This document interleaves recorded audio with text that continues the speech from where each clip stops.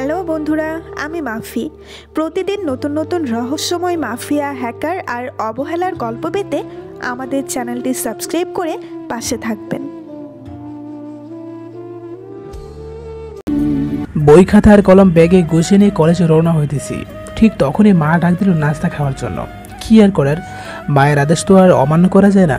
নাস্তার সময় আব্বু বলল, এখন তুমি কলেজে উঠেছো, এখন কি তুমি তোমার পরিচয় গোপন রাখতে চাও? আব্বু, আমি আর পরিচয় এত তাড়াতাড়ি সবার কাছে প্রকাশ করতে চাই না।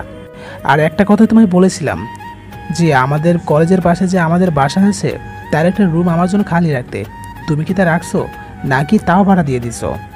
তোর জন্য একটা রুম রাখা আছে, আর আমি তোর দারোয়ান আঙ্কেলকে বলে দিচ্ছি তোমার যাবতীয় সব কিছু গুছিয়ে বাসায় দিয়ে আসতে। ওকে আব্বু, আমি তাহলে কলেজে যাই। আমি বাসা থেকে বের হয়ে সিএনজিতে উঠে কলেজের উদ্দেশ্যে রওনা হলাম। আপনাদের তো এ পর্যন্ত আমার পরিচয় দেওয়া হয়নি।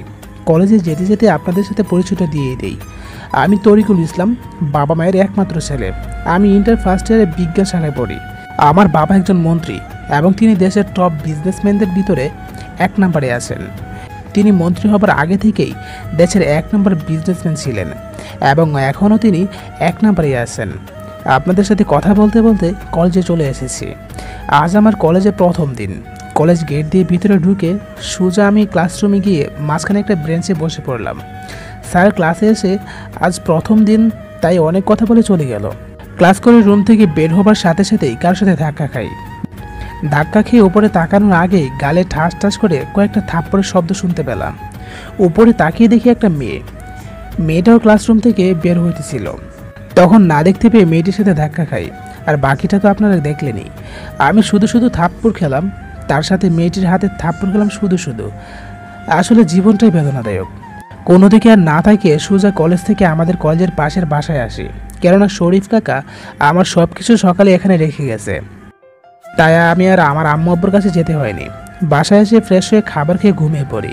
5টার সময় ঘুম থেকে উঠে ফ্রেশ হয়ে একটু অজু করে আসরের নামাজ পড়ে একটু হাঁটার জন্য বাসার ছাদে যাই। ছাদে গিয়ে দেখি আমার আগেই একটা মেয়ে ছাদে দাঁড়িয়ে আছে। মেয়েটির কাছে গিয়ে মেয়েটিকে দেখে তো আমি পুরোই অবাক। মেয়েটি আর কেউ না, মেয়েটি হলো আজ আমাকে কলেজে বসে আমার গালে শুধু শুধু থাপ্পড় মারা দিয়েছিল সেই মেয়েটি। আমি মেয়েটির পাশে দাঁড়াতেই মেয়েটি আমায় বলল, আপনি এখানে কি করেন? আমার বাসায় আমি থাকবো না থেকে তুমি থাকবে? কথাটা আমি মনে মনে বললাম। আমি 3 তলায় বাসা ভাড়া নিছি নতুন। আপনি 3 তলায় বাসা ভাড়া নিছেন?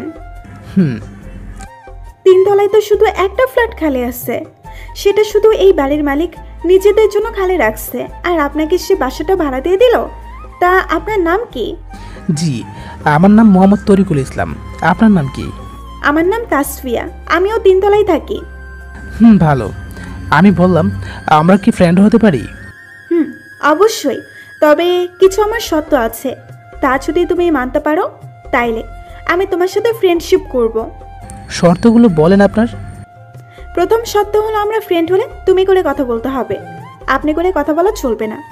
আমরা 2 জন কলেজের গেট পর্যন্ত ফ্রেন্ড থাকবো, কিন্তু কলেজের ভেতরে 2 জন এমনভাবে চলাফেরা করব যা দেখলে সবাই বুঝবে আমরা কেউ কাউকে চিনি না। কোনো মেয়েদের দিকে তাকাতে পারবে না। তুমি এগুলো কেমন শর্ত দিলে তাফসিয়া? এমন শর্ত আমি জীবনে শুনেছি বলে মনে হয় না।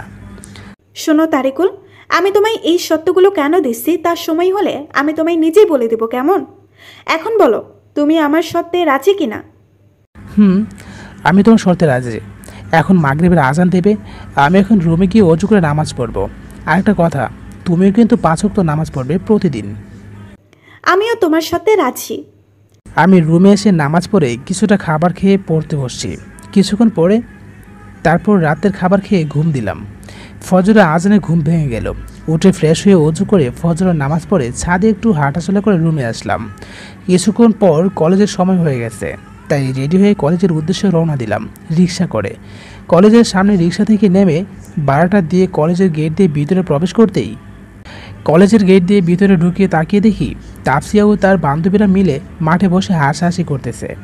আমি তাদের দেখেও না দেখার ভান করে ক্লাসের দিকে হাঁটতেছি। ঠিক তখনই পিছন থেকে তাফসিয়া ডাক দিল আমায়। আমি তার ডাক শুনে পিছনে ওর দিকে দাঁড়ানোর আগেই গালে ঠাস করে একটা থাপ্পড় মারে তাফসিয়া এবং অনেক বকা দেয়। আপনি আমায় থাপ্পড় দিলেন কেন? কেন থাপ্পড় দিছি শুনবে? তাপসি আমার হাতটা ধরে ওর ফ্রেন্ডদের থেকে একটু দূরে নিয়ে এসে বলে, তোমায় গতকালের চেয়ে আজ একটু দামি পোশাক পরে আসতে কে বলছে? এইটা দামি পোশাক হলো কোন দিক থেকে? আমি এত কিছু বুঝি না। তুমি আর এতটা স্মার্ট হয়ে কলেজে আসবে না। এইটা দামি পোশাক হলো কোন দিক থেকে? আচ্ছা, আমি আর আসবো না কেমন? তবে কেন আসবো না তার কারণটা কি জানতে পারি? কারণটা হলো আমার ফ্রেন্ডরা তোমায় দেখে নাকি ক্রাশ খাইছে। সো তুমি আর এই গ্রেট আপ নিয়ে কলেজে আসবে না। তারপর ক্লাসে এসে ক্লাস শেষ করে তাপসিয়ার সাথে বাসায় আসি। এভাবে তাপসিয়ার সাথে কলেজে যাওয়া আসা করা এবং কলেজের ভিতরে ওর থাপ্পড় খাওয়া আমার ভুল হলেও বকা শোনা, এভাবে কেটে যায় 2টি মাস খুনসুটির মাধ্যমে। হঠাৎ আজ যখন কলেজে গিয়ে শিমুল গাছের নিচে বসে তাপসিয়ার সাথে কথা বলতেছি, তখন কলেজের গেট দিয়ে একটি কালো কালারের দামি গাড়ি ভিতরে প্রবেশ করে। গাড়িটি একদম আমার সামনে এসে থেমে যায়। গাড়ি থেকে বেরিয়ে আসলো লাল ড্রেস পরিহিত একটা মেয়ে। মেয়েটি গাড়ি থেকে বের হয়ে সোজা আমাকে জড়িয়ে ধরে কান্না শুরু করে দেয়। মেয়েটির এমন আচরণ দেখে তাপসিয়া সহ কলেজের সবাই অবাক হয়ে যায়। সবাই বলাবলি করতেছে, এরকম একটা খ্যাতকে জড়িয়ে ধরে আছে কেন এই মেয়েটি? আপনার তো কিছু বুঝতেছেন না তাই তো? আমি বলতেছি তাহলে, আর আপনারা শুনুন তাহলে। এই মেয়েটি হলো আমার মামাতো বোন। আমার কোনো বোন নেই, তাই আমি ওর নিজের আপন বোনের মতো ভালোবাসি। ওর নাম হচ্ছে নীলা। এই নীলা বোন আমার। এই নীলা বোন আমার, কান্না করছিস কেন? নীলা কান্না করার সাথে সাথে যা বলল তা শুনে আমার কাছে মনে হলো পৃথিবীর সব ওজন আমার মাথায় গ্রাস করে নিয়েছে। মুহূর্তের ভিতর সব কিছু উল্টাপাল্টা হয়ে গেছে আমার। নীলা বলল, আমার মা সে নাকি এই পৃথিবীতে আর নেই। এই পৃথিবীর মায়া ত্যাগ করেছে কিছুক্ষণ আগে। এরকম কথা শুনে পৃথিবীর কোনো সন্তানে ঠিক থাকতে পারে না। যার মা নেই সে বোঝে একজন মায়ের অপূর্ণতার অভাব। পৃথিবীর সমস্ত কিছুর বিনিময়েও মায়ের ভালোবাসা কেনা সম্ভব না। আমি মায়ের সংবাদের কথা শুনে এখানে আর এক মুহূর্ত দাঁড়িয়ে না থেকে নীলাকে নিয়ে সোজা গাড়িতে বসি এবং ড্রাইভারকে গাড়ি জোরে চালাতে বলি। কলেজ থেকে কিছু দূর পথ আসার পরে আমার ফোনে একটা ফোন আসে। ফোনটি আমার মামা দেয়। আমি ফোনটা রিসিভ করতেই ফোনের ওপাশ থেকে মামা বলে, বাবা দরিকুল, তুমি তো তোমার মায়ের সংবাদ শুনেছ। মামা, আমায় নীলা বলছে এবং আমি এখন নীলার সাথে আসছি বাসায়। বাবা, তুমি বাসায় এই অবস্থায় আসবে না, যাতে করে বুঝতে যেন কেউ না পারে তুমি এই মন্ত্রীর ছেলে। আর এই কথাটি তোমার আব্বু আমাকে বলতে বলেছে। তুমি খুব সাধারণ মানুষের পরিবেশে আসবে। তোমার পরিচয় যেন আমরা ছাড়া এখানকার কেউ জানতে না পারে। কেন মামা, বেশি কি কোনো সমস্যা হয়েছে? শোনো দরিকুল, তোমার মা সাধারণ মানুষের মতো মৃত্যুবরণ করেনি। তাহলে কি আমার মাকে হত্যা করা হয়েছে, খুন করা হয়েছে? এর পিছনে একটা কারণ ছিল। মামার কথা শুনে তো আমি পুরোই অবাক। ঠিক তখনই আব্বু আমার ফোন দেয়। মামার ফোন কেটে আব্বুর ফোনটা ধরতেই আব্বু বলা শুরু করলো, বাবা তরিকুল, তুই তাড়াতাড়ি বাসায় আস। আমি বাসায় তাড়াতাড়ি পৌঁছে গেলাম। বাসায় পৌঁছে যা হয়েছে তার কি বলবো। মায়ের জানাজার নামাজ ও তার দাফন কাজ শেষ করে মায়ের রুমে ঢুকে তার ছবি নিয়ে অনেক কান্না করলাম। হঠাৎ কারো হাতের স্পর্শ আমার কাঁধে পেলাম। পিছনে তাকিয়ে দেখি আমার বাবা। দেখো বাবা, যা হবার হয়ে গেছে। এখন তোর একটা দায়িত্ব আছে তোর মায়ের প্রতি, আর সেই দায়িত্ব হলো তোর মাকে যারা হত্যা করেছে তাদের উচিত শিক্ষা দেওয়া। কারা মারছে আমার মাকে বাবা? তাহলে শোন, তোর মাকে কে বা কারা হত্যা করেছে। তার নাম হলো আজমল খান। আব্বু, তুমি কি আমাদের শত্রু আজমল খানের কথা বলছো? তুমি ঠিকই ভাবছো। সে তোমার মাকে মারছে, কারণ হলো তাকে আমি ড্রাগসের ব্যবসা করতে দেইনি। তার জন্য সে এমনটা করেছে আমাদের সাথে। তোমার মনে আছে, আমি ওরে 4 মাস আগে পুলিশে দিয়েছিলাম, কিন্তু আমাদের দলের কিছু পাওয়ারফুল নেতার সাহায্যে সে ছাড়া পায়।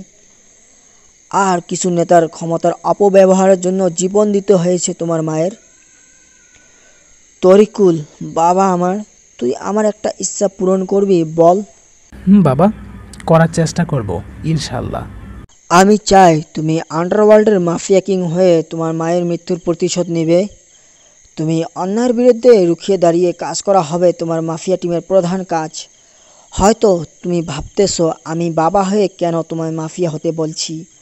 সব পিতামাতার ইচ্ছা থাকে তাদের সন্তান বড় কোনো অফিসার বা ভালো কোনো চাকরি করবে।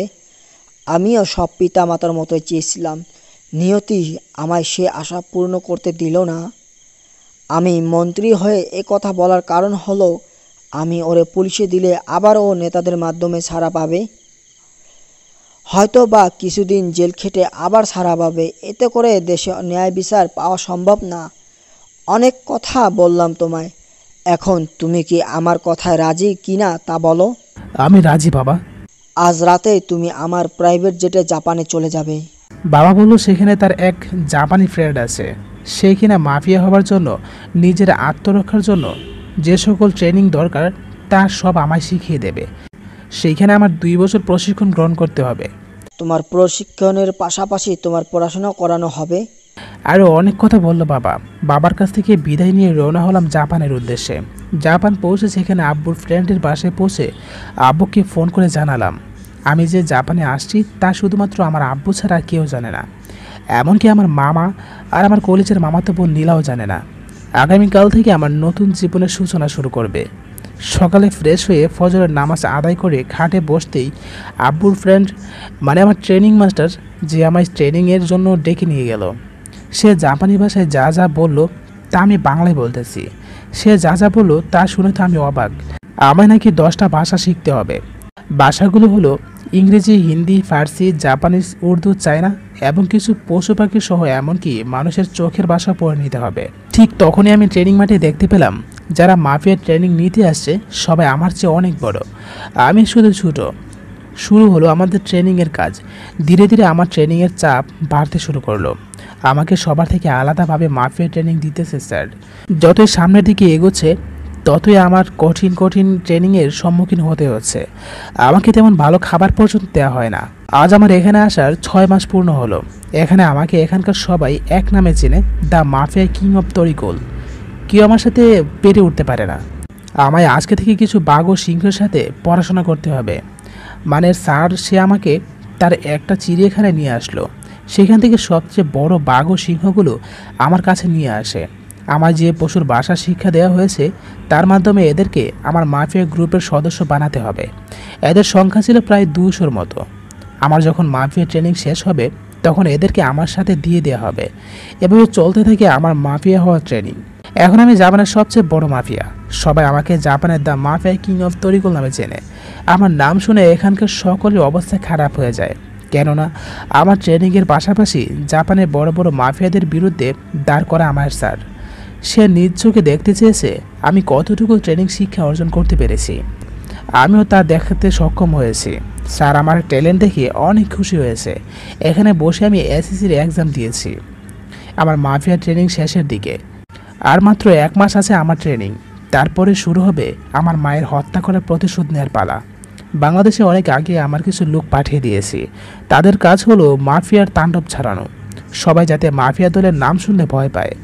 আমার প্রধান কাজ হলো দেশ থেকে মাদক নির্মূল করা, দেশের যুব সমাজকে মাদকের হাত থেকে রক্ষা করা। আর যারা এই কাজে বাধা দিয়ে দাঁড়াবে তাদেরকে উপরে পাঠিয়ে দেওয়া হবে। তাতে করে সে যেই হোক না কেন, মেয়েদের ইফটিজিংয়ের শিকার যাতে না হতে হয় সে বিষয়ে কাজ করা, গরিব ও অসহায় মানুষদের পাশে দাঁড়ানো এবং অন্যায়ের বিরুদ্ধে রুখে দাঁড়ানো হবে আমার মাফিয়া দলের কাজ। এখন আমি আমার প্রাইভেট জেটে করে দেশে ফিরতেছি। আমার সাথে আছে 100 হিংস্র বাঘ ও 100 হিংস্র সিংহ। অন্য প্রাইভেট জেটে আছে 200 কুকুর, 500 বিভিন্ন জাতীয় পাখি, 100 হায়না। এরা সবাই হচ্ছে মাফিয়া দলের ক্রু। এগুলো দেখাশোনা করার জন্য জাপান থেকে 200 লোক নিয়ে আসছি তাদের সাথে করে। সে চিরচেনার মাটিতে পা রাখলাম 2 বছর পরে। যাদের কারণে আমার মাকে এই পৃথিবীর মায়া ত্যাগ করতে হয়েছে, তাদের জন্য আমার দেশ ছাড়তে হয়েছে, তাদের কাউকে আমি ছাড়বো না। মনে মনে আমি এই প্রতিজ্ঞা করলাম।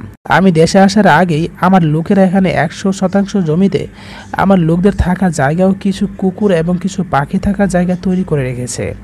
জঙ্গলেও জায়গা তৈরি করে রাখছে বাকি প্রাণী ও পাখিগুলো রাখার জন্য এবং এদের দেখাশোনা করে রাখার জন্য লোকদের থাকার জন্য। আমাকে আমার লোকরা দেখা মাত্রই সবাই আমাকে ঘিরে ধরলো। তাদের সাথে ছিল মেহেদি ভাই ও সজীব ভাই। তারা এতদিন সব কিছু দেখাশোনা করেছে। আমার সবচাইতে কাছের লোক হলো তারা 2জন। তারাও জাপানে আমার সাথে মাফিয়া ট্রেনিং দিয়েছে, তবে তারা 16 মাসের ট্রেনিং দিয়েছে। সবার সাথে কথা বলে সবাইকে যে যার স্থানে যেতে বললাম আমার লোকদের। আমি ও সজীব ভাই মেহেদি ভাইকে নিয়ে সোজা আমাদের বাসায় চলে আসি। বাসায় কলিং বেল চাপ দেওয়ার সাথে সাথে আব্বু দরজাটা খুলে দিল। আব্বু আমাকে দেখা মাত্র জড়িয়ে ধরে কান্না শুরু করে দিল। আব্বু, তুমি কি এখনো কান্না করবে নাকি আমাদেরকে ভিতরে নিয়ে যাবে? আরে আমি তো ভুলে গেছিলাম যে তোমার সাথে তোমার দলের লোকেরাও আসছে। বাসার ভিতরে প্রবেশ করে রুমে গিয়ে ফ্রেশ হয়ে নিচে আসলাম। মেহেদি এবং সজীব ভাইকে কাজের লোক গেস্ট রুম দেখিয়ে দিয়েছে, তারাও ফ্রেশ হয়ে নিচে আসছে। সবাই মিলে পরবর্তী প্ল্যান কি তা নিয়ে আলোচনা করলাম। তারপরে সবাই একসাথে ডিনার করে যে যার রুমে চলে গেল। আমি আব্বুর রুমে গিয়ে ভার্সিটিতে ভর্তি হওয়ার কথা বললাম, কেননা কিছুদিন আগে আমার রেজাল্ট দিয়েছে। আব্বু, আমি ভার্সিটির পাশে যে বাসাটা আছে আমাদের সেখান থেকে পড়াশোনা এবং আমার মাফিয়ার কাজ করব। কেননা আমাকে সেখানে প্রায় 4 থেকে 5 বছর থাকতে হবে। আমি যখন 10ম শ্রেণীতে পড়ি তখন আমি নিজের মনের মতো ভার্সিটির পাশে বাসাটা তৈরি করা হয়।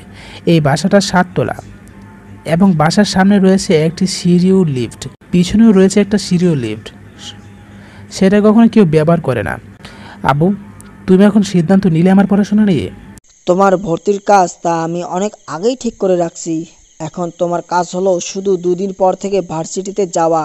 আর একটা কথা, তোমার সাথে বাসায় তোমার দলের কাউকে রাখবে নাকি একাই থাকবে? আব্বু, আমি একাই থাকবো, তবে আমার সাথে 2টি কুকুর 2টি কবুতর টিয়া থাকবে। তুমি যা ভালো মনে করো তা করো। তোমার খাবার ওখানের বাসায় তোমার দারুণ কাকা দিয়ে আসবে তোমার রুমে। আমি তাহলে আগামীকাল সকালে ওই বাসায় উঠবো। আচ্ছা, তুমি যাইও, আমি তোমার সব ব্যবস্থা করে দিতেছি। আরও কিছু কথা বলে আব্বুর রুম থেকে নিজের রুমে এসে দিলাম এক ঘুমে ফজরে আজান শুনে উঠলাম। ঘুম থেকে উঠে ফ্রেশ হয়ে অজু করে নামাজ পড়ে মায়ের কবরের পাশে গিয়ে মায়ের কবর জিয়ারত করে বাসায় এসে সকলকে একসাথে সকালে নাস্তা করে আব্বুর কাছে থেকে বিদায় নিয়ে ভার্সিটির পাশের বাসায় যাওয়ার জন্য গাড়িতে করে রওনা হলাম। বাসার সামনে গাড়ি থামিয়ে হর্ন বাজাতেই দারোয়ান কাকা এসে গেটটা খুলে দিল। দারোয়ান কাকা সে আমাকে অনেক আগে থেকে চেনে এবং এই চাকরিটাও তাকে আমি দিয়েছিলাম। কাকা আমাকে 4 তলা আমার রুমে নিয়ে গেলেন। আমি আসার আগে কাকা আমার রুমটা গুছিয়ে রাখছিল। কাকা রুম থেকে বের হতেই তাফসিরের ফোন রিসিভ করতেই, হ্যালো ভাই, একটা সমস্যা হয়ে গেছে। কি সমস্যা হয়েছে তাফসির হলো আমার মাফিয়া দলের গোপন ক্রু। আরও অনেক আছে, তা পরবর্তীতে জানতে পারবেন। তাফসির যা বলল তা শুনে আমি চরম অবাক, কেননা আমি যে ভার্সিটিতে ভর্তি হয়েছি সেখানে নাকি গোপনে ড্রাগ ব্যবসা চলে। কে বা কারা তা করে আজ পর্যন্ত কেউ জানে না। তাফসির, তুই ভালো করে ভার্সিটিতে খুঁজে লাগা, এরকম জঘন্য কাজ কে বা কারা এর সাথে জড়িত আছে। বাকিটা আমি আগামীকাল ভার্সিটিতে গিয়ে দেখবো। অনেক আরও কিছু কথা বলে ওর সাথে জোশকে ফোন করে আমার জন্য দুটি করে কুকুর ও কবুতর টিয়া নিয়ে আসতে বললাম খাঁচা থেকে। কিছুক্ষণ পর জোশ আসলো ওগুলো নিয়ে। আমি জোশকে বিদায় দিয়ে ফ্রেশ হয়ে নামাজ পড়ে দুপুরে খাবার খেয়ে রেস্ট নিলাম। আজ আমার ভার্সিটির প্রথম দিন। ফুল হাতার ঢিলা শার্ট ও ঢিলা প্যান্ট পরে ভার্সিটির উদ্দেশ্যে রওনা হলাম। বাসার পিছনে লিফট দিয়ে নিচে নেমে হেঁটে ভার্সিটিতে গেলাম।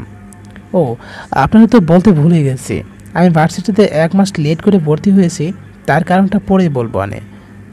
গেট দিয়ে ভিতরে প্রবেশ করে রসায়ন বিভাগের ক্লাসরুমে যাওয়ার জন্য হাঁটছি। ঠিক তখনই একটি ছেলে আমাকে পিছন থেকে ধাক্কা দেয়, আর আমি গিয়ে আমার সামনে থাকা একটা মেয়ের উপরে গিয়ে পড়ি। মেয়েটি পিছনে ঘুরিয়ে দিল, মানে ঠাস করে 2টা চর আমায় দিল। আমি আবুলের মতো দাঁড়িয়ে রইলাম। মেয়েটি আমাকে বলল, এই ছোট লোকের বাচ্চা, তুই কি চোখে দেখতে পাস না নাকি সুন্দরী মেয়ে দেখলেই তাদের গায়ে পড়া এবং তাদের সাথে প্রেম করার বাহানা করিস, তাই না? এরপর মেয়েটি আমার কাছ থেকে চলে যায়। আমি পেছনে তাকিয়ে ছেলেটার চেহারাটা দেখিয়ে রাখলাম, যাতে পরে ওকে দেখলে চিনতে পারি। ছেলেটি আমার কাছে এসে বলা শুরু করলো, তুই কি এই কলেজে নতুন? আমি তাহলে শোন, আমরা যা বলবো তা শুনবি, কেমন? আমি বলে সেখান থেকে চলে আসতেই ছেলেটি পিছন থেকে আমার শার্টের কলার ধরে।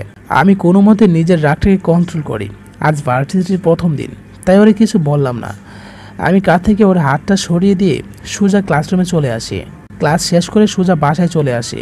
পরের দিন আমি গতকালের মতো পোশাক পরে ভার্সিটিতে আসি।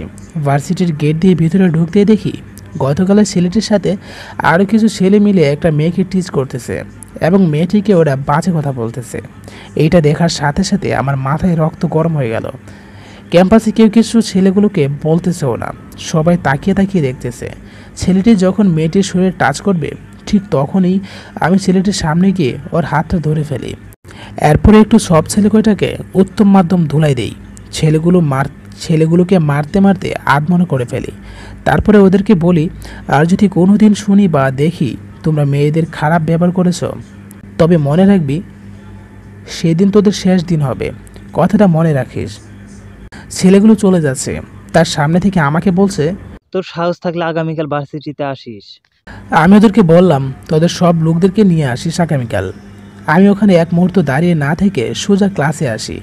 মেয়েটিকে পিছন থেকে আমায় কয়েকবার ডাক দিল, কিন্তু আমি তাতে কোনো সাড়া দিইনি। ক্লাসে এসে সবাই কিছুক্ষণ পরে স্যার আসলেন।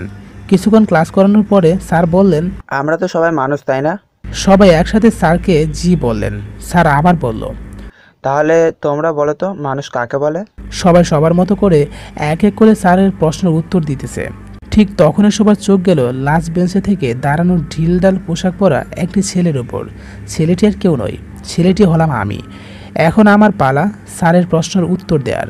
আমি বলা শুরু করলাম, স্যার, আল্লাহ পাক মানুষকে অনেক সম্মানিত করেছেন, সম্মানিত করে বানিয়েছেন। দুনিয়াতে বিরাট ধনী হওয়ার নাম মানুষ নয়, দুনিয়াতে বড় ডাক্তার হওয়ার নাম মানুষ নয়।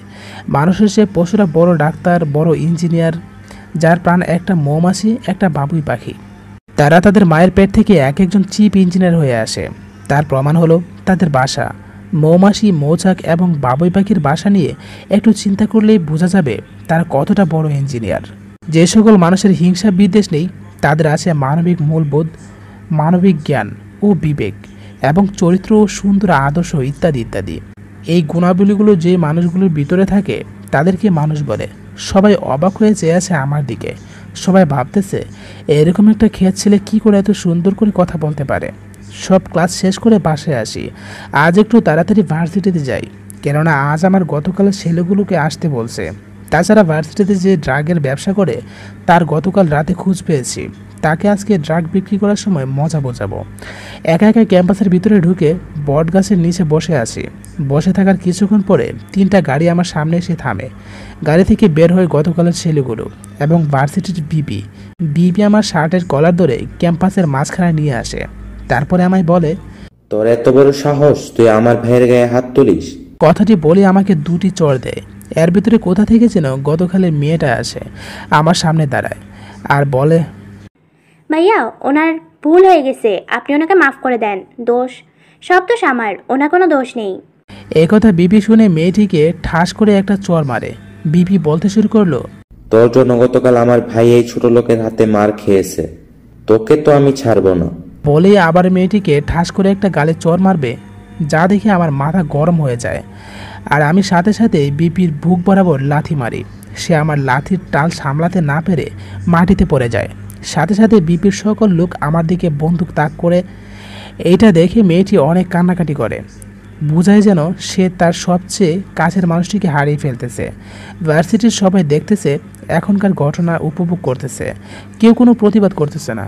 যখনই বিপি নিচ থেকে উঠে আমার দিকে বন্দুক তাক করলো, সাথে সাথে দেখতে পেল ভার্সিটির গেট দিয়ে প্রায় 200 দিক এর চেয়েও বেশি মাফিয়া কিংয়ের গাড়ি ভিতরে প্রবেশ করতেছে। উপরে তাকিয়ে সকলে দেখতেছে যে 4টা মাফিয়া এবং হেলিকপ্টার আসছে। হেলিকপ্টার থেকে বের হলো বাংলাদেশের মাফিয়া কিংয়ের দলের বড় 2 মাস্তান, যারা কিনা মাফিয়া কিং অব তরিকুলের ডান হাত ও বাম হাত। এরা দুজন হলো সজীব ও মেহেদি। তাদের সাথে আছে বড় আর্ম নিয়ে দাঁড়িয়ে আছে কিছু লোক। আর গাড়ি থেকে বের হয়েছে কালো পোশাক পরা প্রায় 1000 মাফিয়া দলের গার্ড। ভার্সিটির শিক্ষক, ছাত্রছাত্রী এবং ভার্সিটির বিপি সহ সবাই অবাক। মাফিয়া দলের গার্ডদের ভয়ে সবাই নীরব দর্শকের মতো সবচেয়ে দেখছে। সবার চেহারায় অস্পষ্ট ভয়ের ছাপ দেখা যাইতেছে, শুধু একজন বাদে, সেটা হলো তরিকুলের। তার মুখে রয়েছে হাসি। সজীব এসে বিপির গালে ঠাস ঠাস করে কতগুলো চড় মারে। তোরা এত বড় সাহস, তুই ওনার দিকে বন্দুক তাক করেছিস? ভাই, আপনি সামান্য একটা ক্ষেতের জন্য আমায় মারতেছেন কেন? সজীব বলা শুরু করলো সকালের উদ্দেশ্যে। আপনারা যাকে এতদিন খ্যাত ছোট লোক বলে এসেছেন, সে হলো মাফিয়া কিং দলের লিডার তারিকুল ইসলাম। বিপির কথা শোনার সাথে সাথে আমার পা ধরে মাপ চাইতেছে। ভাই, আমি আপনারা চিনতে পারিনি, আমার ভুল হয়ে গেছে, আমার আপনি মাফ করে দিন। তোদের মতো মানুষকে মাফ করলে সাধারণ মানুষ আমাকে তারা কখনো মাফ করবে না, কেননা তুই ও তোর লোকেরা মিলে অন্যায় করছিস, তা কখনো ক্ষমা করার মতো না। তোরা হাজারো যুবককে ড্রাগের মাধ্যমে শেষ করে দিয়েছিস। মেয়েদের সাথে যে আচরণ করিস তা কি করে ক্ষমা করে দেই? তোর ঘরেও তো বোন মা আছে, তাহলে কেন তোরা মেয়েদের সাথে এমন করিস? তোদের ক্ষমা করে দেয়া কোনো মানে হয় না। এই কথাটি বলেই কোমর থেকে বন্দুকটা বের করে ঠাস ঠাস করে কয়েকটা বুলেট ওর কপালে বরাবর মারলাম। বাকিগুলো আমি আমার গার্ডদেরকে মেরে ফেলতে বললাম। আমার এমন ভয়ঙ্কর রূপ দেখে সবাই চুপ হয়ে গেছে। আমি সকলের উদ্দেশ্য করে বললাম, যারা অন্যায় করবে তাদের এমন অবস্থা করব এবং যারা এর বিরোধী করবে তার পরিণতি এর চেয়েও খারাপ হবে, তাতে সে যেই হোক না কেন। আমি কাউকেই ছাড় দেব না। কথাগুলো বলে সবাইকে যেভাবে যেভাবে আসছে সেভাবে যেভাবে চলে যেতে বললাম। আমি একটা হেলিকপ্টার নিয়ে সোজা বাসে যেতে দেখলাম, তা দেখে তো আমি পুরো অবাক। কেননা আমার বাসার সামনে দাঁড়িয়ে আছে তাফসিয়া এবং নীলা। তাফসিয়া আমাকে দেখা মাত্রই জড়িয়ে ধরে কান্না শুরু করে দিল। এই, তুমি এভাবে দাঁড়িয়ে দাঁড়িয়ে কান্না করতেছো কেন? তুমি 2টি বছর কোথায় ছিলে আমায় একা রেখে? আমি জাপানে ছিলাম, তা আমি কাউকে বলিনি। তোমায় ছাড়া এতদিন একা থাকতে আমার কতটা কষ্ট হয়েছে তা কি তুমি জানো? তা তুমি বুঝবে কি করে? তুমি তো আমায় একটুও ভালোবাসো না। অভিমান সুরে তাফসিয়া বলল, কে বলছে আমি তোমায় ভালোবাসি না? আমি তো তোমায় আমার জীবনের চেয়েও বেশি ভালোবাসি। সত্যি তুমি আমায় অনেক ভালোবাসো? আমি তোমাকে অনেক ভালোবাসি। আচ্ছা, আমি বিশ্বাস করলাম তুমি আমায় অনেক ভালোবাসো। এখন তুমি প্রমিস করো আর কখনো আমায় ছেড়ে যাবে না। আমি তোমায় কথা দিলাম তাফসিয়া, আমি তোমার সব সময় আগলে রাখার চেষ্টা করব। এর ভিতরে নীলা বলে উঠল, ভাইয়া তুমি আপুকে কাছে পেয়েও আবার ভুলে গেলে? ভুল হয়ে গেছে বোন আমার, একবারের মতো করে তুই মাফ করে দে আমায়। মাফ করে দিতে পারি এক শর্তে। কি শর্ত বলো? আমি তোমার সব শর্তে রাজি। আগে কথা দাও, আমার শর্ত শুনলে পরে তোমার প্রমিস ত্যাগ করবে না তো? আচ্ছা, আমি তোর সব শর্ত রাজি, এখন বল কি কি শর্ত তোর? ভাইয়া বলে নীলা আমায় জড়িয়ে ধরে কান্না শুরু করে দিল। কি হয়েছে বোন আমার, তুই সব খুলে বল আমায়। তখন তাফসিয়া বলে উঠল, আমি বলতেছি ওর কথাগুলো। তারপর তাফসিয়া যা যা বলল তা শুনে আমার মাথায় রক্ত গরম হয়ে গেল। তাফসিয়া বলছে, নীলাকে কিছু মাফিয়া দলের ছেলেরা নাকি প্রতিদিন ডিস্টার্ব করে। ছেলেগুলো ওরা প্রতিদিন অনেক বাজে কথা বলে। নীলা যখন কলেজে যাওয়া আসা করে প্রতিদিন, সেই সময় পুলিশের কাছে বিচার দিলে তারা বলে ওরা মাফিয়া দলের লোক, ওদের আমরা কিছু করতে পারবো না। মাফিয়া দলের ভয়ে কেউ কোনো কথা বলে না। আমরা যতটুকু জানি যে মাফিয়া দলের লোকেরা এসব জঘন্য কাজ করে না। তুমি কিছু একটা করো তারিকুল, তোমার বোনের জন্য। তাফসিয়া এখনও জানে না ও যে মাফিয়া দলের লোকদের কথা বলছে, সেই মাফিয়া দলের লিডার আমি। আমার দলে তো এরকম লোক থাকার কথা না। তাহলে কি এরা অন্য কোনো দলের লোক হয়ে আমার দলের বদনাম ছড়াইতেছে? আমার দলের পাওয়ার দেখিয়ে সাধারণ মানুষকে ভয় দেখাইতেছে? আমি কথাগুলো মনে মনে বললাম, তোমরা কোনো চিন্তা করো না, আমি আগামীকাল নীলার সাথে কলেজে যাব। তারপরে দেখবো ওরা কোন ছেলেরা ডিস্টার্ব করে আমার বোনকে। এখন কান্না করিস না, তোর কান্না দেখলে আমি নিজেকে ঠিক রাখতে পারি না। তাফসিরকে ফোন করে ছেলেগুলো সম্পর্কে জেনে নিলাম। ছেলেগুলো আমার দলের না, ওরা নাকি আফজাল খানের দলের লোক। সকালে নীলাকে নিয়ে আমি আর তাফসিয়া কলেজে যাইতেছি। ঠিক তখনই কলেজের গেট দিয়ে ভিতরে প্রবেশ করতেই রাস্তার পাশে দাঁড়িয়ে থাকা কিছু ছেলে অনেক বাজে বাজে কথা বলছিল। তা শুনে আমি আর সেখানে দাঁড়িয়ে না থেকে সোজা ওদের কাছে যাই। ওদের কাছে গিয়ে দিলাম একটা নাক বরাবর ঘষি। যেটাকে মারছি সেটা হলো বাকিগুলোর লিডার।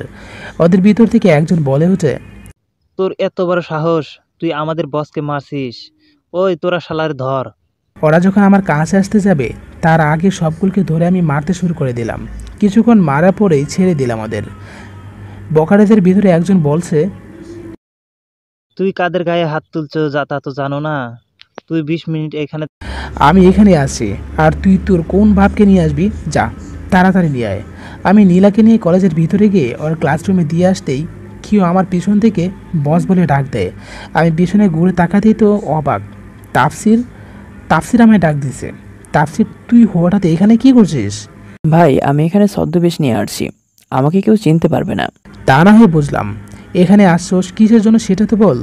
ভাই আপনি যাদের মারছেন তাদের ভেতরে আফজাল খানের ছেলেও ছিল। তুই শিওর যে তার ভিতরে আফজাল খানের ছেলে ছিল? হ্যাঁ জি, আমি শিওর ভাই। আর ওর সাথে এখানে ওর বাবা আফজাল খান সহ তার দলবল নিয়ে আসতেছে। আসতে দে, আমি তো এই দিনটার অপেক্ষায় ছিলাম। তুই মেহেদি এবং সজীব ভাইকে ফোন দিয়ে আমার লোকদের সাথে এক করে নিয়ে আসতে বল। এখানকার সব জায়গায় ঘেরাও করে দিতে বল, যাতে কেউ বুঝতে না পারে তারা আমার লোক। আমি এবং তাফসিয়া কলেজের বাইরে 2টা চেয়ারে বসে আছি। কিছুক্ষণ পর কতগুলো গাড়ি চলে আসলো, কলেজের ভিতরে প্রবেশ করলো। তখন আমার ফোনে আমার একটা ক্রু বলছে, ভাই ওরা এখন কলেজে গিয়ে আপনার বোন নীলাকে তুলে নিয়ে যাবে, আর আপনাকে মেরে ফেলার জন্য কিছু পুলিশ প্রশাসনের লোক আসছে, যাতে তাদের কোনো সমস্যা না হয়।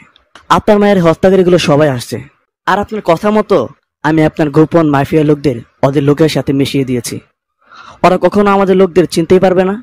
আচ্ছা ঠিক আছে, তবে তোরা সবাই সতর্ক থাকিস।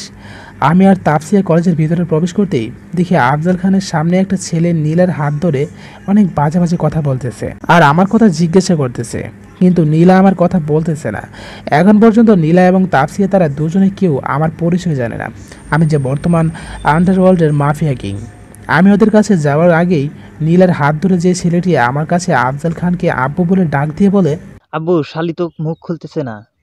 আফজাল খান বলল তার ছেলেকে। তুই মেয়েটাকে কয়েকটা চর মার, যাতেও মুখ খুলে। এর ভিতরে আমার ফোনে আব্বু ফোন দিয়েছে।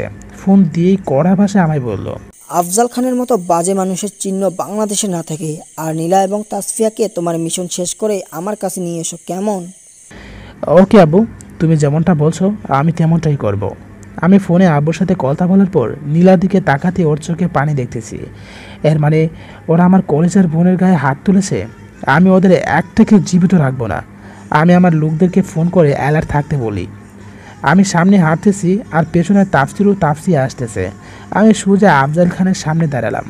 আব্বু এই শালার পুত আমারে আজ মারছে। আমি ওরে বললাম, তুই নীলাকে ছেড়ে দে। ও বলল, যদি ছেড়ে না দেই তাহলে আজ তোর জীবনের শেষ দিন।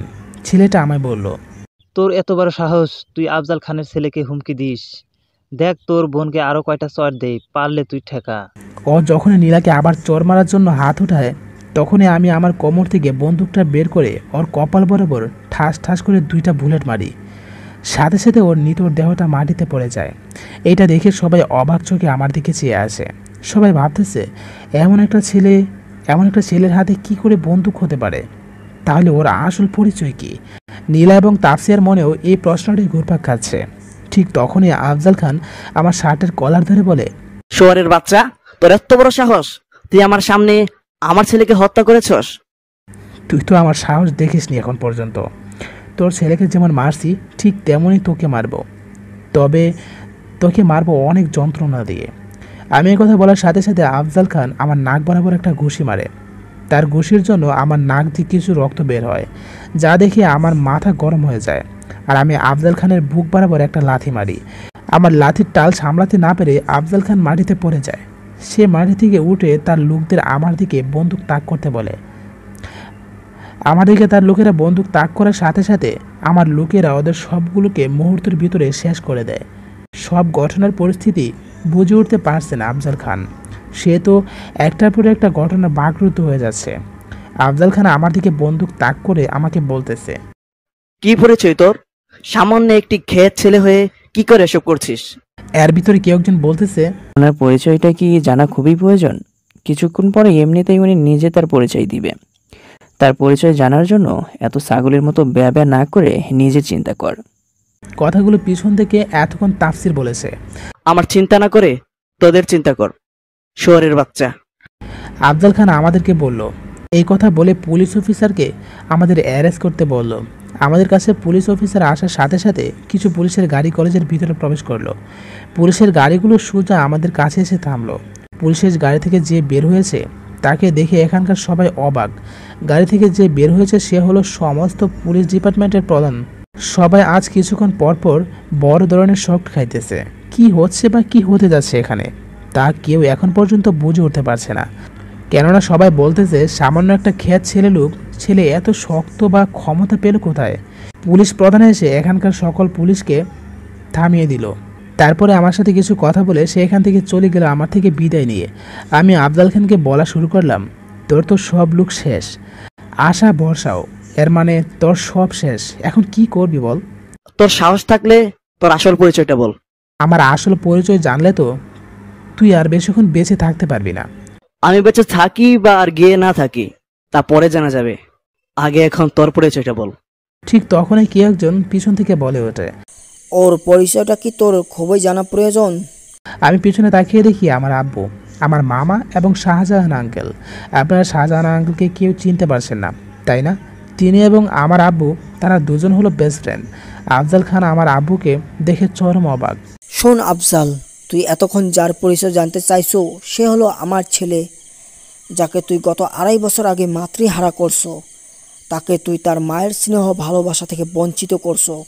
তার মায়ের মতো যে আরও কত শিশুদের মাতৃহারা করছো, কারো সন্তান তাদের পিতা মাতার কোল খালি করছো, কত মেয়েদের ইজ্জত লুটে নিয়েছো, কত যুবক ছেলেদের মাদকের মাধ্যমে শেষ করে দিয়েছো। আজ তার উচিত শিক্ষা তোরে দেওয়া হবে। তুই তোর এই খ্যাত ছোটলোক ছেলেটির আরেকটি পরিচয় শুনলে নিজে ঠিক থাকতে পারবি তো? ও হলো আন্ডারওয়ার্ল্ডের মাফিয়া কিং, যাকে আজ পর্যন্ত বড় ধরনের এবং সাধারণ মানুষ তারা তেমন কেউ চেনে না। এতদিন সবার কাছ থেকে মুখোশের আড়ালে ছিল শুধু তোর জন্য। আজ তোকে কোনো নেতা এবং কোনো মন্ত্রী বাঁচাতে পারবে না। আজ তোর জীবনের শেষ দিন। এতক্ষণ এই কথাগুলো আব্বু আফজাল খানকে বলছে। তরিকুল, তুই ওরে মেরে ফেল, আর ওরে বাঁচিয়ে রাখার কোনো মানেই হয় না। আব্বু আমাকে বলল আমি আর এক মুহূর্ত অপেক্ষা না করে আমার বন্ধুকে বুলেট আফজাল খানের শরীরটাকে ছাড়খাড় করে দিছে। যদিও আমার এবং আব্বুর কাছে অনেকবার ক্ষমা চাইছে, কিন্তু আমি ওর কথা থেকে কোনো কান না দিয়ে ওকে শেষ করে দেই।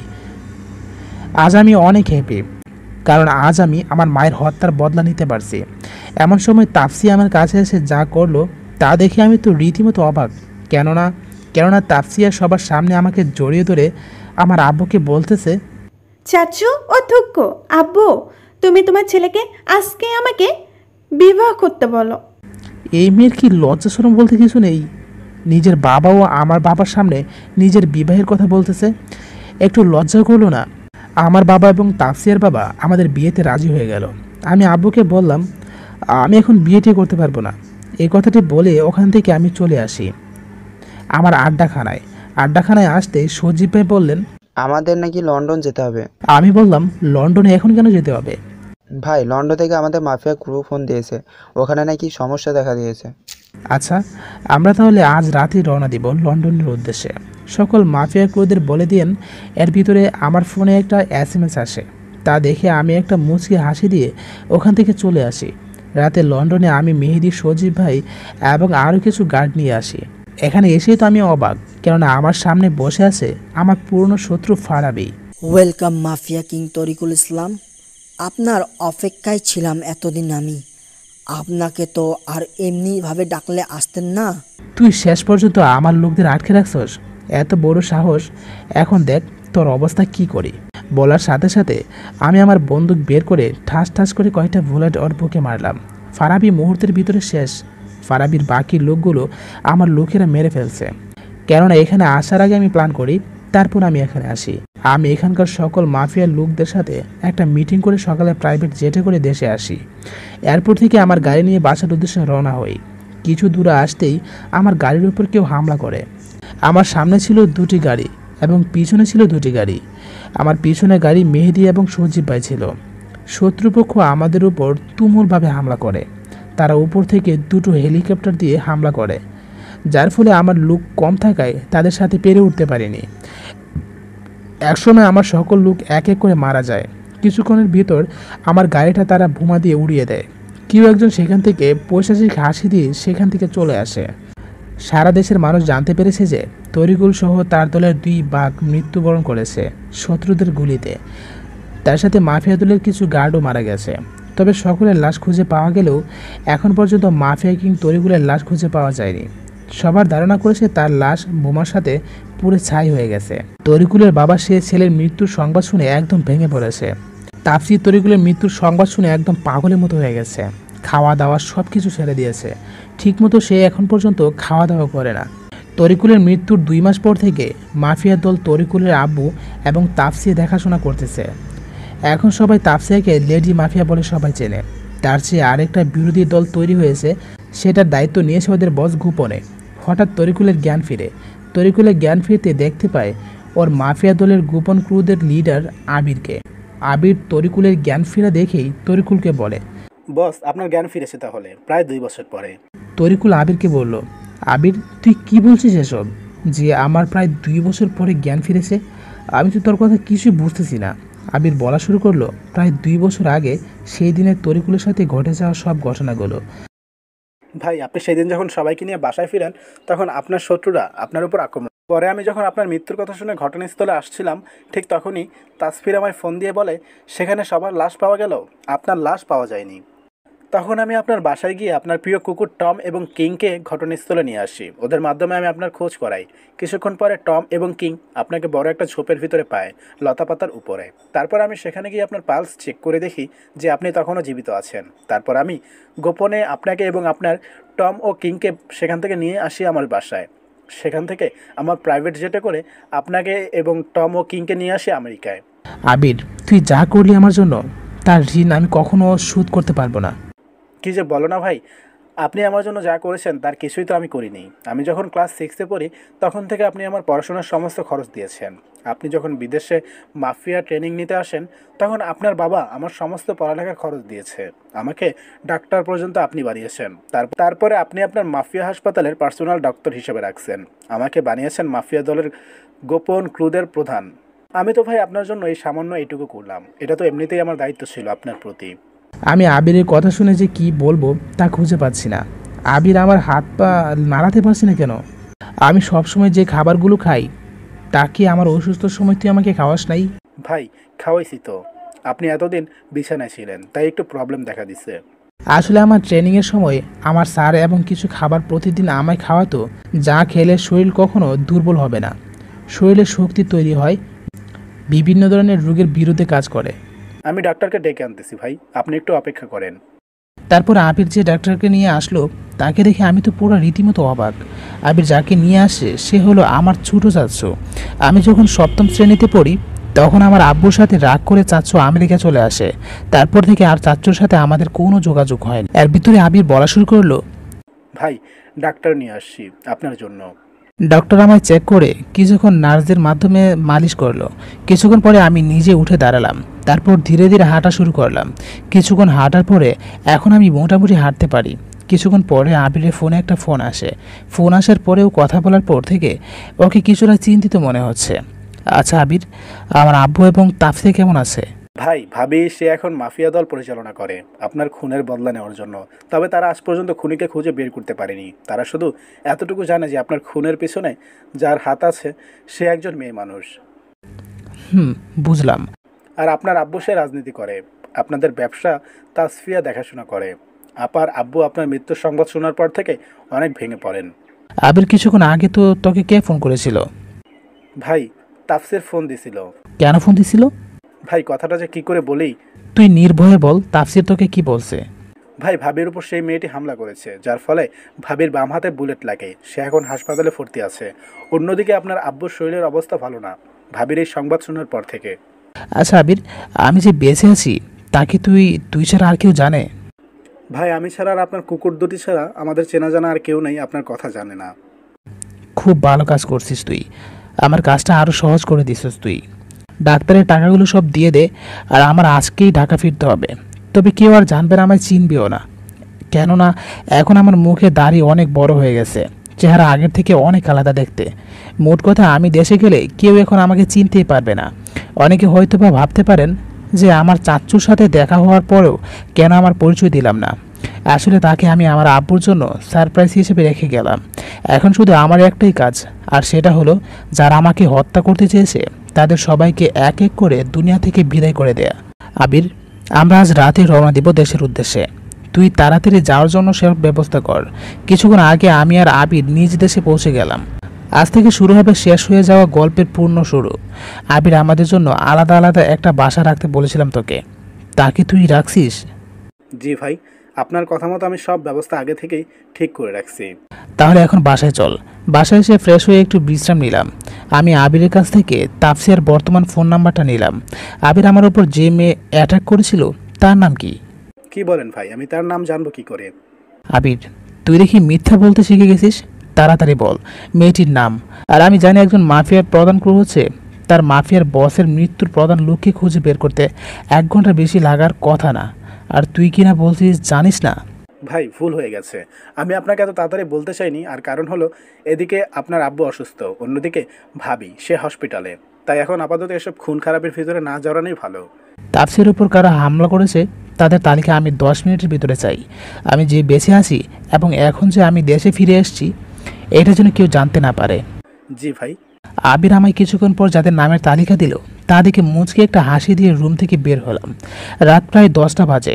তরিকুল রুম থেকে কালো কোট, মুখে কালো মাস্ক এবং পরনে টাইট ছিঁড়া প্যান্ট নির্জন এক রাস্তা দিয়ে একটি গাড়ি তার আপন গতিতে চলতেছে। হঠাৎ করে গাড়ির ভেতরে থাকা লোকজন গাড়ির ভিতরে আলোতে একজন মানুষকে রাস্তার মাঝখানে বাইক দাঁড় করিয়ে বাইকের উপর বসে সিগারেট খাচ্ছে আর ধোঁয়ার উপর উড়াচ্ছে। গাড়ির ভেতরে লোকগুলো অনেকবার গাড়ি হর্ন বাজিয়েছে, কিন্তু রাস্তার বাইক দাঁড়িয়ে থাকা লোকটি গাড়ি সরাচ্ছে না। গাড়ির ভিতরে লোকগুলো বের হয়ে দেখে বাইক নিয়ে যে দাঁড়িয়ে আছে তার শরীরের সমস্ত পোশাক একদম কালো। লোকটার চোখ দেখে বোঝা যায় এ ব্যক্তি হয়তো এখন যে কোনো সময় কোনো বড় কিছু করতে পারে। তার চোখ দুটো রক্তবর্ণ ধারণ করেছিল।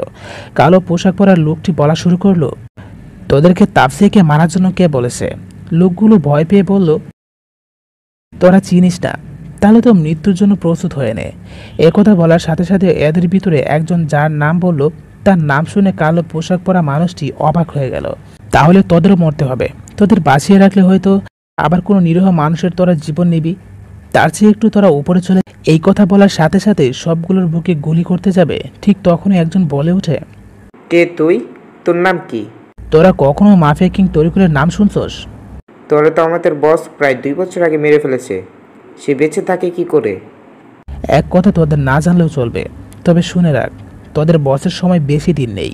একথা বলে ঠাস ঠাস করে কয়েকটা গুলি সবার বুকে চালিয়ে দিল মাফিয়া কিং। পরের দিন টিভিতে সংবাদ প্রচার হচ্ছে গতকালের লাশগুলো নিয়ে। আমি একটা মুচকি হাসি দিয়ে বললাম, সবে তো মাত্র শুরু, এখন থেকে শুরু হবে তোদের জীবনের নতুন এক কালো অধ্যায়। আমি তাফসিয়াকে দেখার জন্য হসপিটালে চলে যাই। সেইখানে গিয়ে দেখতে পেলাম মাফিয়া দলের কুকিরা কোনো এক অপরিচিত মানুষের তাফসিয়ার রুমে ঢুকতে দিচ্ছে না। আমি তাফসিয়ার রুমের সামনে দাঁড়িয়ে তাফসিয়াকে যখন ফোন দিতে যাব, ঠিক তখনই আমার নজর গেল তাফসিয়ার একজন গার্ডের হাতের উপর। কেননা যার নাম মাফিয়া দলের সদস্য হয়েছে, তাদের বাম হাতে আমি মাফিয়া ট্যাটু লাগিয়ে দিয়েছি। আমার লোকদের মাধ্যমে আর এই গার্ডের কোনো হাতেই ট্যাটু নেই। আমি তাফসিয়াকে ফোন না দিয়ে আবিরকে ছেলেটির এক কপি ছবি এবং কিছু তথ্য ওর ফোনে SMS করে দিলাম। কিছুক্ষণ পর তাফসির এসে ছেলেটিকে নিয়ে গেল এবং আমাকে ভিতরে প্রবেশ করার জন্য অনুমতি দিল।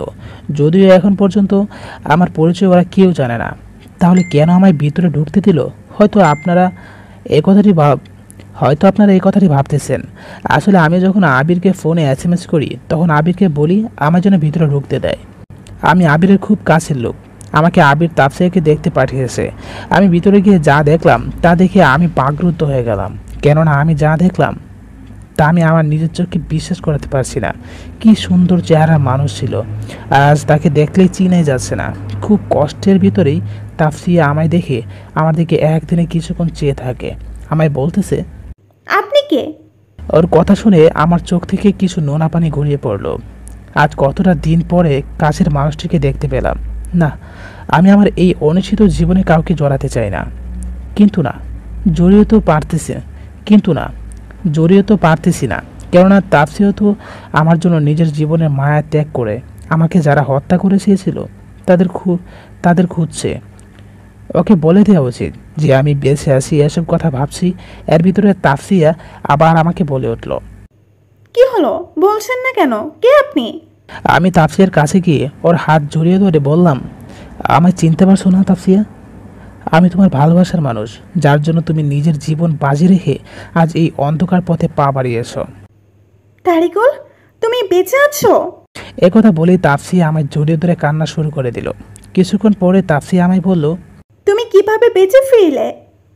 তারপরে আমি তাফসিয়াকে সব খুলে বললাম, যা আপনাদের আগের পর্বে বলেছি। তাফসিয়া, আমি যে বেঁচে আছি তা যেন তুমি ছাড়া কেউ জানতে না পারে। আমার কিছু অসম্পূর্ণ কাজ আছে, সেগুলো সম্পূর্ণ করা হলে তারপরে আমি প্রকাশ্যে আসব। তার আগে না।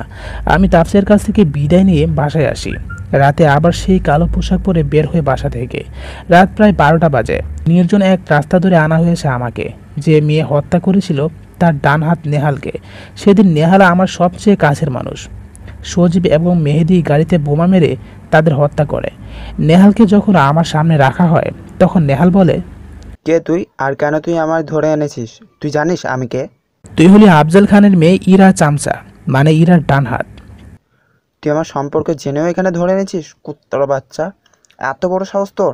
আমার বস যদি একবার জানতে পারে তোরা আমার এখানেই ধরে এনেছিস, তাহলে তোদের অবস্থায় কি যে করবে সে তোরা কল্পনাও করতে পারবি না। তাই নাকি? তাহলে তোর বসকে তোর খবরটা তো দে। আবির, আমার ব্যাগ আনছো? জি ভাই, আনছি। তাহলে দাঁড়িয়ে না থেকে ব্যাগটা দে আমায়। ব্যাগ থেকে কার্টিন প্লাস মরিচের গুঁড়া, তরল পদার্থ, বরফ ইত্যাদি ইত্যাদি বের করলাম। আমার কাছে এগুলো দেখে নেহাল ভয় পেয়ে যায়। ভয় পেয়ে কোনো লাভ নেই রে, তোকে এখন নির্মমভাবে হত্যা করব। তুই আমার সবচেয়ে কাছের মানুষকে হত্যা করছস, তোকে বাঁচিয়ে রাখলে তারা আমায় ক্ষমা করবে না। এই কথা বলে কাটিং প্লাস দিয়ে প্রথমে ওর হাতের আঙ্গুলে একটা পর একটা কাটলাম, আর তাতে মরিচগুলো দিলাম, আর ওর বসকে কোথায় পাবো তা জিজ্ঞেস করলাম। নেহাল প্রচণ্ড চিৎকার করতেছে, কিন্তু ওর চিৎকার শোনার মতো কেউ নেই। তারপরেও ওর বসের ঠিকানা বলতেছে না। এরপরে আমি ওর পায়ের কিছু আঙ্গুল কেটে তাতে তরল পদার্থ দিলাম।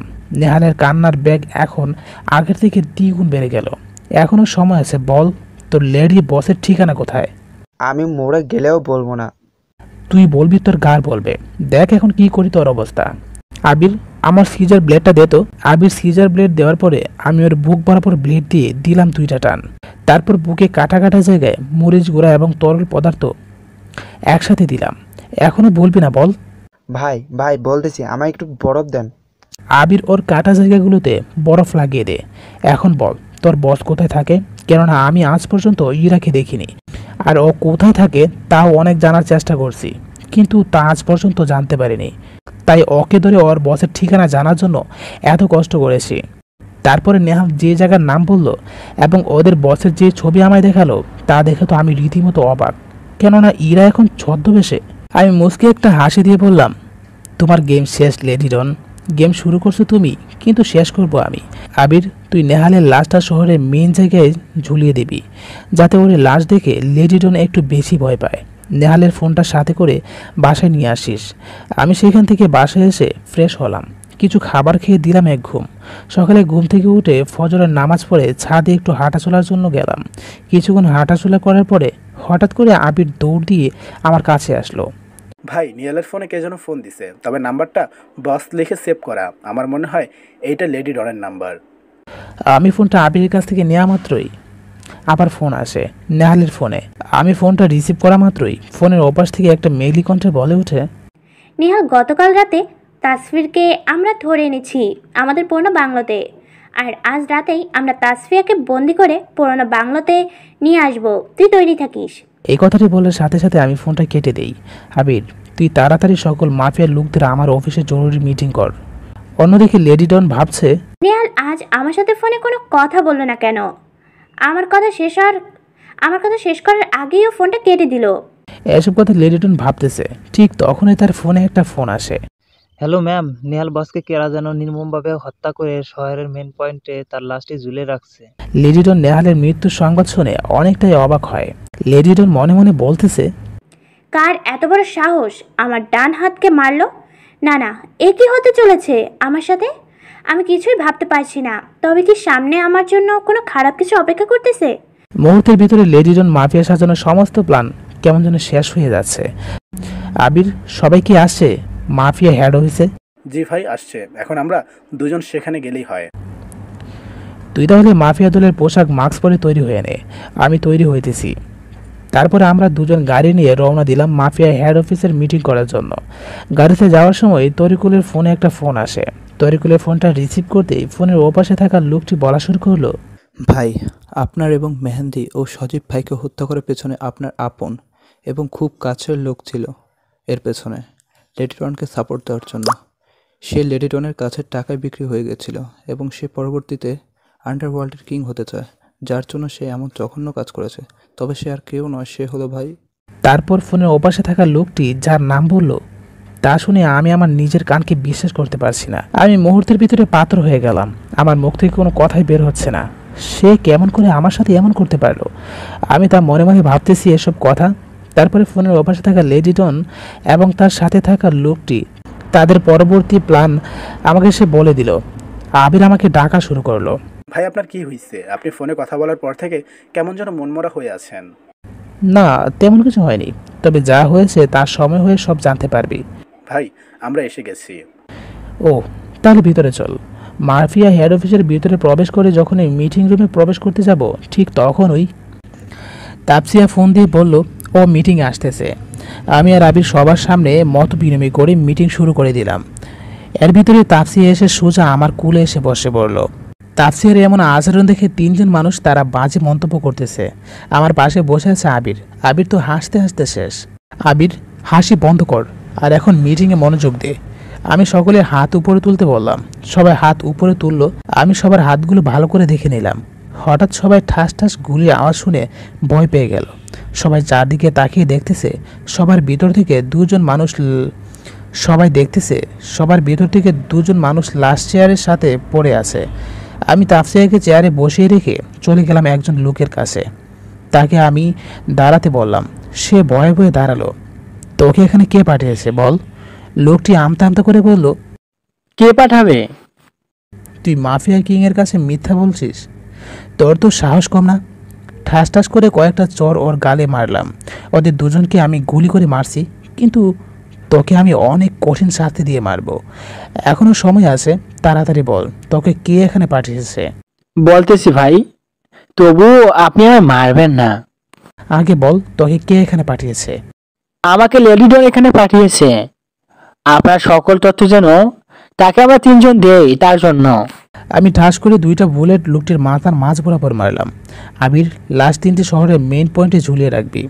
আপনারা হয়তো ভাবছেন ওদের 3জনকে আমি কেন মারলাম আর চিনলামই বা কী করে। আমার দলের সকলের বাম হাতে মাফিয়া টেটু আছে, কিন্তু ওদের 3জনের হাতে ছিল না।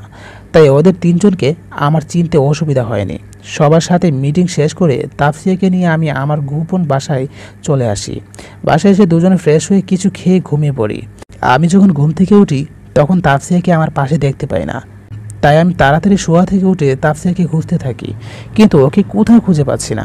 এর ভিতরে আবির আমাকে ফোন করে বলে দেয়, ভাই তোমার কথা মতো আমি সব কাজ ঠিক করে রাখছি। ওকে, খুব ভালো কাজ করছস। তুই কি তাফসিয়াকে দেখছস? ভাই, ভাবিরে তো তার বান্ধবী কিছুক্ষণ আগে নিয়ে গেছে। কোথায় যেন তার বান্ধবী কি যেন নাম, ও মনে পড়ছে, ইরার সাথে গেছে। ভাই আবির, তুই তাড়াতাড়ি আমার রুমে আয় আর সকল লোকদের তৈরি হতে বল। আজ লেডি ডন নামক গাছের শিকড়টাকে উপড়ে ফেলবো। আবির আমার রুমে এসে বলতেছে, ভাই কি হয়েছে, তুমি এত গরম হয়ে আছো কেন? আবির, তাফসিয়াকে লেডি ডন তুলে নিয়ে গেছে। ইরাই হলো লেডি ডন। এখন কি হবে ভাই? ওরা তো তাফসির এবং ভাবিকে তুলে নিয়ে গেল। আবির, তুই রেডি হয়ে নে আর সবাইকে আসতে বল। আমাদের হাতে সময় খুব কম, যা করার খুব তাড়াতাড়ি করতে হবে। আমি আমার এক গোপন ক্রুকে ফোন দিলাম। ফোনের ওপাশ থেকে বলতেছে, ভাই আপনি যার জন্য ফোন দিয়েছেন তারা এখন তাদের পুরনো বাংলায় আছে। আপনাকে আমি লোকেশন SMS করে দিচ্ছি, আপনি সেই লোকেশন অনুযায়ী এসে পড়েন। আমি ক্লার্ককে ফোন করে আমার কিছু বাঘ, সিংহ ও হায়না নিয়ে আমার দেয়া ঠিকানা অনুযায়ী চলে আসতে বললাম। আমি আর আবির 7টা হেলিকপ্টার নিয়ে রওনা দিলাম লেডি মাফিয়ার উদ্দেশ্যে। আমরা সেখানে পৌঁছানোর আগেই সেখানে আমার লোকেরা প্রায় 2 শতাধিক এর বেশি গাড়ি নিয়ে তার একটা দূরে অবস্থান করে আছে, আমাদের আসার অপেক্ষায়। অন্যদিকে লেডি ডন তাফসিয়া এবং তাফসিরকে চেয়ারের সাথে বেঁধে রাখছে। এরা, তুই আমার বেস্ট ফ্রেন্ড হয়ে আমার সাথে এমনটা কি করে করতে পারলি? তোকে এখন আমার বান্ধবী ভাবতেও ঘৃণা লাগে। এখন তোর কষ্ট হচ্ছে তাই না? যেদিন তোর মাফিয়া কিং তরিকুল আমার বাবা ও ভাইকে মেরেছিল সেদিন আমারও অনেক কষ্ট হয়েছিল। তোর মাফিয়া কিংকে মেরে দিয়েছি, এখন তোকে এবং তাসফিরকে মেরে আমি আমার বাবা ও ভাইয়ের খুনের বদলা নিব। আমি যে আফজল খানের মেয়ে সেটা এতদিন তোর কাছে লুকিয়ে রেখেছিলাম। শোন তাসফিয়া, তোর জন্য আমি কিছু সারপ্রাইজ রেখে দিয়েছি। এই যে তোর সামনে মানুষটি হেঁটে আসতেছে, তাকে ভালো করে দেখ তো, তুই চিনতে পারিস কিনা। এ তো মেহেদি ভাইয়া। এর মানে সে সেদিন মারা যায়নি? না, সে সেদিন মারা যায়নি তাসফিয়া। সেদিন তার জায়গায় অন্য একজন বসিয়ে রেখে আমার কাছে নিয়ে আসি। সে সব সময় আমার হয়ে কাজ করত। আর একটা কথা, আমরা দুজন একে অপরকে ভালোবাসি। তোকে আর তাসফিরকে এখন মেরে ফেলে দিয়ে আমরা সমস্ত মাফিয়া কিংয়ের রাজত্ব করব। তাফসিয়া হা হা করে হেসে ওঠে, যা দেখে ইরা একটু ভয় পেয়ে যায়। তুই এভাবে মৃত্যুর আগে হাসছিস কেন? ইরা বলল, আমি হাসতেছি। আজকে কাকে তোকে কেউ বাঁচানোর জন্য ছুটে আসবে না। যে আসতো তাকে তো আমি এবং মেহেদি প্ল্যান করে তোর প্রেমিককে মেরে ফেলছি। তোরা তাকে যদি মেরে ফেলিস তাহলে তোদের পিছনে দাঁড়িয়ে থাকা মানুষটি কে? তাফসিয়ার কথা শুনে ইরা ও মেহেদি পিছনে ঘুরে তাকায়। প্রথম দেখে ওরা চিনতে পারেনি, তবে আমি যখন কথাগুলো বললাম তখন আমার কণ্ঠ শুনে চিনতে পারে। কি রে মেহেদি সাহেব, আপনি নাকি মারা গেছেন, সেখান থেকে কি ভালোবাসার টানে ফিরে এসছেন? তোরা দুজন যে অন্যায় করছস তার আজ মাসুল তোদের দুজনকেই দিতে হবে লেডিডন। তুই একা কি করে আমাদের মারবি? সেদিন বেঁচে গেলেও আজ তোকে এবং তাসফিয়াকে মরতে হবে। আমাদের মারা চিন্তা বাদ দিয়ে তোরা কিভাবে বাঁচবি তার চিন্তা কর। ইরা কেননা তোর সব লোকদের আমার লোকেরা মেরে শেষ করে দিয়েছে। ইরা ওর সকল গার্ডকে আমার দিকে বন্দুক তাক করতে বলে। ওর লোকেরা আমার দিকে বন্দুক তাক করার সাথে সাথে আমার লোকেরা দূর থেকে আর্ম দিয়ে মেরে ফেলে। তোরা কার সামনে দাঁড়িয়ে আছোস তা কি জানোস? তোরা হয়তো ভুলে গেছিস, তোদের মনে করিয়ে দেই। তোরা মাফিয়া কিং তরিকুলের সামনে দাঁড়িয়ে আসোস, আর তাকে তোরা মারতে আসোস। তোদের দুজনকে আমার হাতে মেরে দিতে পারতাম এতক্ষণে, কিন্তু আমি তা করব না। তোদের মারবো আমার পোষা পশু দিয়ে। তারা অনেক দিন যাবৎ মানুষের মাংস খায়নি, তাই তারা আজ মন মিটিয়ে খাবে। আবির, এই বেইমান দুইটোকে চেয়ারের সাথে বেঁধে ফেল। আর তাফসিয়া ও তাফসিরের বাঁধন খুলে দে। তাফসিয়ার বাঁধন খুলে দেওয়ার সাথে সাথেই ওর কোমর থেকে বন্দুক বের করে ইরার কপাল বরাবর ঠাস ঠাস করে গুলি মারল। ইরার নিতর দেহটি মাটিতে লুচিয়ে পড়ল। তুমি এটা কি করলে তাফসিয়া? ও আমার বন্ধু হয়ে আমার ভালোবাসার মানুষটিকে মারতে চেয়েছে, আজ আবার আমাকেও। ওর মতো মানুষের বেঁচে থাকার এক মুহূর্তের অধিকার নেই। তাফসিয়া আমাকে বলল, ওই আবির, মেহেদিরে চেয়ারে বেঁধে রাখ ভালো করে, যাতে ছুটে যেতে না পারে।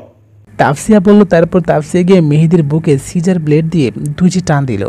তোর বুকে বেশি সাহস হয়েছে তাই না, কুত্তার বাচ্চা? তুই আমার ভালোবাসার মানুষকে মেরে আন্ডারওয়ার্ল্ডের কিং হবি তাই না?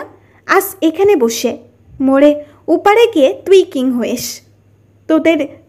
তোদের জন্য এদেশে কত মানুষের মায়ের কোল খালি হয়েছে, তোদের জন্য কত মেয়ে তার ইজ্জত হারিয়েছে, তোদের জন্য অনেক পরিবারের আজ দুর্দশা দেখা দিচ্ছে।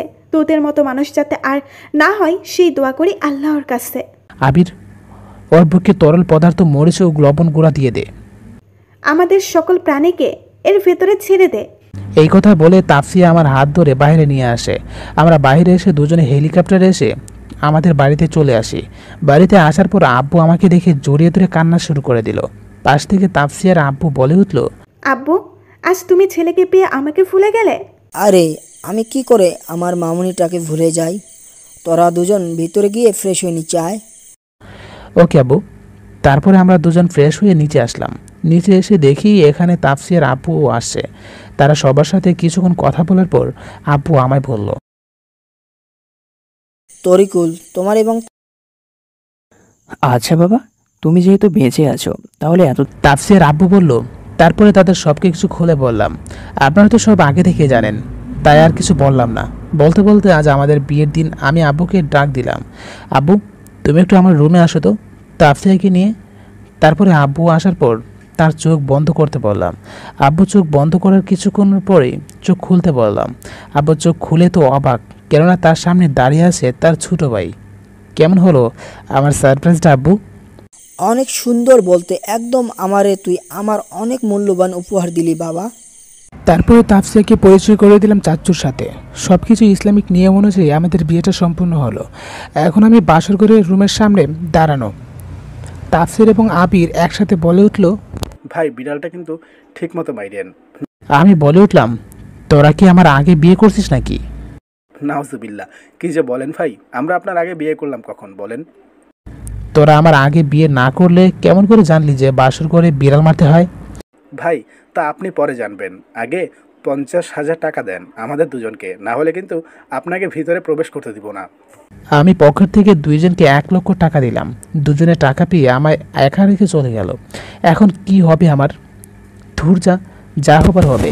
সব ভয় দূর করে 500 গ্রাম সাহস নিয়ে বাসর ঘরে প্রবেশ করলাম। তাফসিয়া এসে আমাকে পায়ে সালাম করতে যাবে, তার আগেই আমি তাকে বুকে টেনে নিলাম।